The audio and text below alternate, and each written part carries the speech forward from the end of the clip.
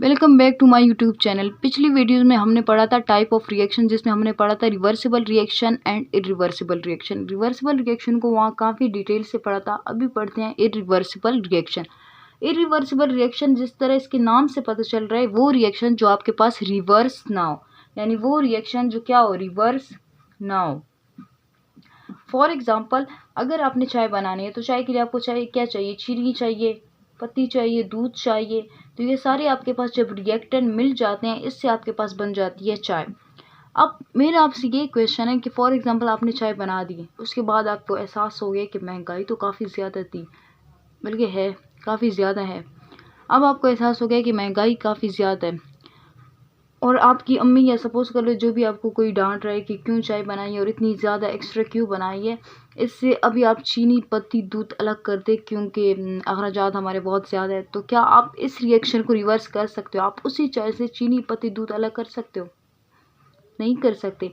यानी आप दोबारा से प्रोडक्ट से रिएक्टर नहीं बना सकते। तो इस रिएक्शन को हम कहेंगे, ये कौन सा रिएक्शन है आपके पास? Irreversible reaction. आई होप आपको ये क्लियर होगा। तो चलिए अभी अपना मेन टॉपिक की तरफ जाते हैं, जो कि है केमिकल इक्विलिब्रियम। अब पिछली वीडियोस में मैंने आपको बताया था कि केमिकल इक्विलिब्रियम दो टाइप्स के होते हैं। एक होता है डायनामिक, एक होता है स्टैटिक। उसमें मैंने ये भी साथ में आपको बताया था कि डायनामिक इक्विलिब्रियम क्या होता है, जिसमें आपके पास मोशन हो, कांस्टेंट मोशन। स्टैटिक वो होता था जिसमें आपके पास, जिन्होंने भी वो वीडियोस नहीं देख ली पहले वो देख लें, ताकि आपको इस वीडियो की अच्छी तरीके से और बेहतरीन समझ आ जाए। अब देखिए केमिकल इक्विलिब्रियम, मेरा क्वेश्चन आपसे यहाँ पे ये है कि केमिकल इक्विलिब्रियम कौन सा इक्विलिब्रियम होता है, डायनामिक या स्टैटिक? तो केमिकल इक्विलिब्रियम हमारे पास होता है डायनामिक इक्विलिब्रियम। केमिकल इक्विलिब्रियम का मतलब होता है कौन सा equilibrium? Dynamic equilibrium. Dynamic equilibrium. अब ये केमिकल इक्विलिब्रियम, डायनामिक इक्विलिब्रियम कैसे होता है, इसलिए मैं आपको एग्जांपल के थ्रू समझाती हूँ। फॉर एग्जांपल, ये एक रिएक्शन है, ए प्लस बी कन्वर्ट हो रहा है सी इंटू डी में। आपके पास ये रिएक्शन है, ए बी कन्वर्ट हो रहा है सी डी में। तो ए बी आपके पास क्या है, रिएक्टेंट, सी डी आपके पास क्या होगा, प्रोडक्ट। अब स्टार्ट में आप मुझे ये बताएं, जब स्टार्ट में आपके पास टाइम ज़ीरो था, जब आपके पास टाइम ज़ीरो था तो आपके पास कितना प्रोडक्ट बना होगा? ऑब्वियसली आपके पास प्रोडक्ट जो होगा वो कितना होगा, ज़ीरो। क्योंकि अभी जो भी चीज़ आपने, वही एग्जांपल ले ले चाय की, अगर आपने अभी चाय बनानी है, आपने चूल्हा ऑन ही नहीं किया, तो आपके पास कुछ ना कुछ रिएक्टेंट, यानी जो रिएक्टेंट आपके पास शुगर, मिल्क वगैरह, ये आपके पास प्रोडक्ट में चेंज होंगे, यानी थोड़ी बहुत रिएक्शन हुआ होगा? नहीं होगा। अभी तक आपने वो चूल्हा भी ऑन नहीं किया, आपके पास टाइम बिल्कुल ज़ीरो है, तो प्रोडक्ट भी क्या होगा, ज़ीरो होगा। लेकिन जैसे ही आपने क्या कर दिया, टाइम को थोड़ा सा इंक्रीज करें, सपोज कर ले टाइम हो गया 10 मिनट्स। जब आपके पास रिएक्शन बढ़ रहा है, टाइम बढ़ रहा है, तो रिएक्शन भी क्या हो रहा है, इंक्रीज हो रहा है। तो ए बी का प्रोडक्ट क्या होगा, वो सी डी में कन्वर्ट होना शुरू हो जाएगा। फॉर एग्जाम्पल, स्टार्ट में आपके पास ए बी का जो प्रोडक्ट था वो कितना ले लें आप, 100 ले लें। ए बी का प्रोडक्ट आपके पास 100 था। टाइम जब ज़ीरो था तो सी डी भी कितना होगा, ज़ीरो होगा। टाइम के साथ साथ ए बी कन्वर्ट हो रहा था सी डी में। तो सपोज कर ले 100 था, जब आपका ए बी प्रोडक्ट हो गया 80 और सी डी का प्रोडक्ट हो गया 20।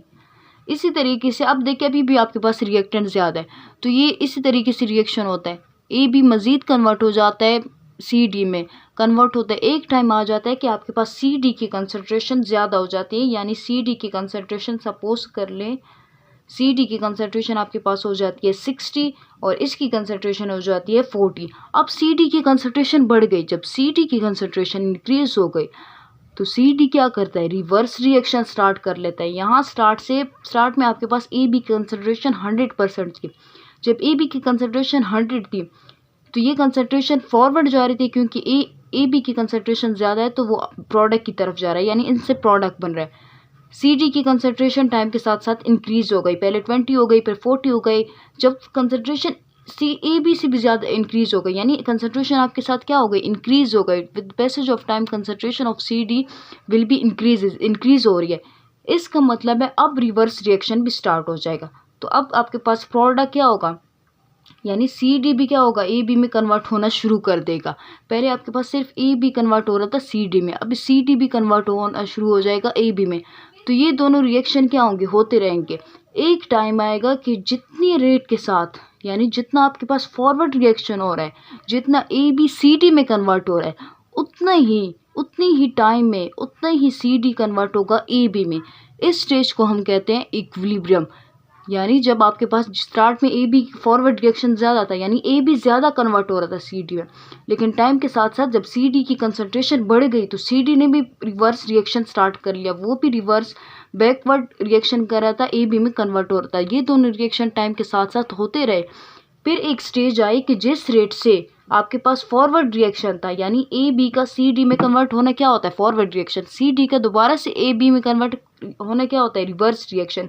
जब आपके पास फॉरवर्ड रिएक्शन इक्वल हो गया था, जब आपके पास फॉरवर्ड रिएक्शन इक्वल हो गया था बैकवर्ड रिएक्शन के या रिवर्स रिएक्शन के, इस स्टेज को हम कहते हैं कि ये कौन सी स्टेज है, इक्विलिब्रियम। इस स्टेज को कहा जाता है इक्विलिब्रियम। अब ये में भी आपको पता होगा क्योंकि 10th क्लास की केमिस्ट्री में भी ये हम लोग पढ़ लेते हैं।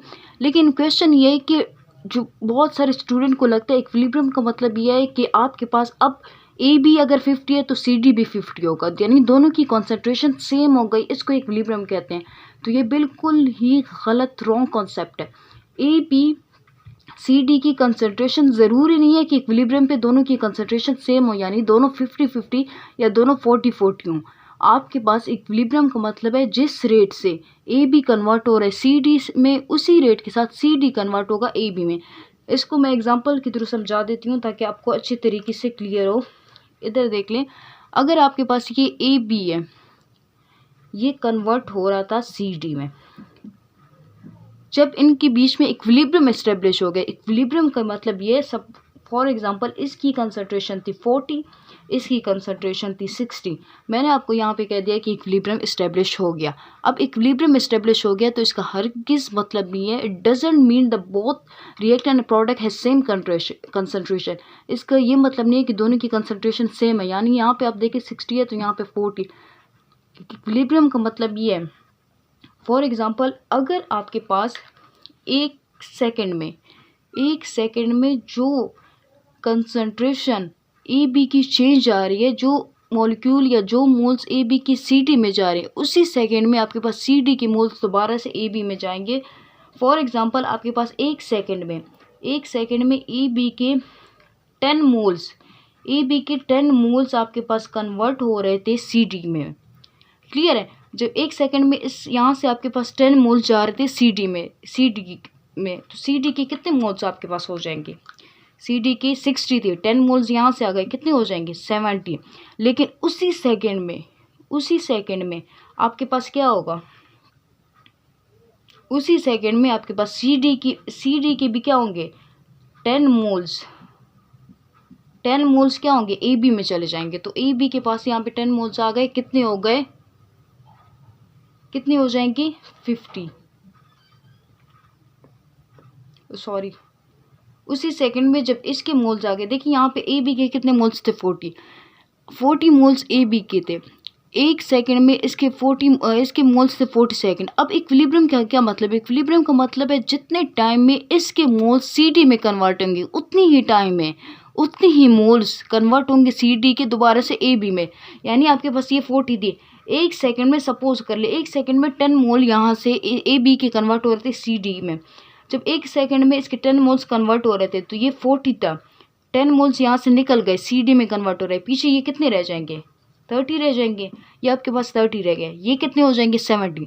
लेकिन उसी सेकंड में क्या हो रहा था, सी डी के 10 मोल्स आ रहे हैं दोबारा से, तो जब सी डी के मोल्स दोबारा से ए बी में कन्वर्ट हो रहे हैं तो ये 30 की बजाय फिर से क्या हो जाएगा 40, और इसे 10 मोल्स चले गए तो ये दोबारा से क्या रह जाएगा 60। तो इसलिए हम कहते हैं कि इनकी कंसंट्रेशन कांस्टेंट होती है। हालांकि इन कंसंट्रेशन में देखिए आपके पास चेंज आ रहा है, एक सेकंड में यहाँ से 10 मोल जा रहे हैं, उसी सेकंड में 10 मोल्स वापस आ रहे हैं। तो दोनों रिएक्शन में, फॉरवर्ड में भी और रिवर्स में, आपके पास मोशन ऑफ मोल्स हो रही है, यानी मोल्स रिएक्टेंट मूव कर रहे हैं, रिएक्टेंट की कंसंट्रेशन में चेंज आ रहा है, प्रोडक्ट की कंसंट्रेशन में भी चेंज आ रहा है, लेकिन वो चेंज क्या है, कांस्टेंट है। जितना फॉरवर्ड जा रहा है उतनी ही आपके पास रिवर्स रिएक्शन आ रहा है। अगर फॉरवर्ड की 20 मोल CD आगे प्रोडक्ट बना रहे हैं तो प्रोडक्ट के दोबारा से वो 20 मोल दोबारा से रिएक्टर में कन्वर्ट हो रहे हैं, तो मोशन हो रही है, लेकिन वो मोशन क्या है, कांस्टेंट रेट के साथ है। इसका मतलब है इक्विलिब्रियम एस्टेब्लिश हो गया। इक्विलिब्रियम का मतलब ये नहीं है कि दोनों साइड पे कंसंट्रेशन इक्वल हो गए। इक्विलिब्रियम का मतलब है कंसंट्रेशन में चेंज आ रहा है, लेकिन चेंज क्या है, कांस्टेंट है, आपको वो फील ही नहीं हो रहा। जितने सेकंड में इससे मोल्स जा रहे हैं उसी सेकंड में उतनी ही मोल्स इसके पास दोबारा आ रहे हैं, तो इसे पता ही आपको कैसे चलेगा कि कंसंट्रेशन चेंज हो रही है। इसलिए हम कहते हैं कंसंट्रेशन जो होगी वो कांस्टेंट होगी। अब देखिए यहाँ पे आपके पास मोशन हो रही है, AB की 10 मोल जा रही है, CD की भी 2 मोल जा रहे हैं, तो ये आपके पास स्टैटिक इक्विलिब्रियम नहीं होगा। ये कौन सा इक्विलिब्रियम होगा, डायनामिक इक्विलिब्रियम होगा। इसलिए मैंने आपको स्टार्ट में कहा है कि केमिकल इक्विलिब्रियम का मतलब है डायनामिक इक्विलिब्रियम। अब भी जिनको नहीं समझ आए तो उनको एक एग्जांपल दे देती हूँ, आई होप आपको इससे क्लियर हो जाएगा। तो एग्जांपल ये है कि देखिए, अगर